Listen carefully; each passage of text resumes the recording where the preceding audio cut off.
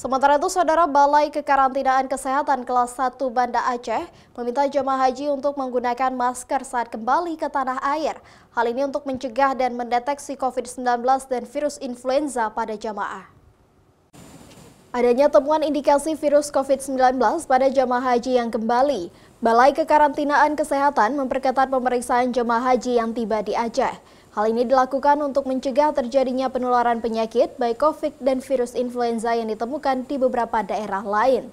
Jemaah dan petugas juga diminta untuk menggunakan masker saat berinteraksi.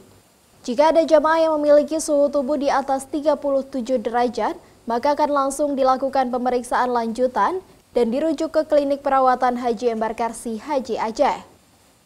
Jemaah juga disarankan untuk tidak langsung melakukan aktivitas selama 2 minggu untuk memutus rantai penyakit saat kembali ke keluarga masing-masing.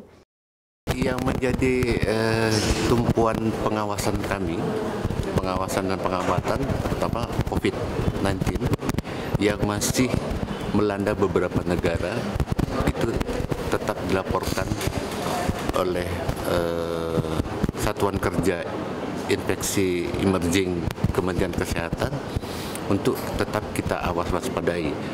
Jemaah haji asal Aceh hingga saat ini telah kembali sebanyak 3 kloter yang merupakan gabungan dari jemaah beberapa kabupaten kota di Aceh. Saat ini belum adanya ditemukan jemaah yang terdeteksi COVID dan influenza. Syahril, Kompas TV, Banda Aceh.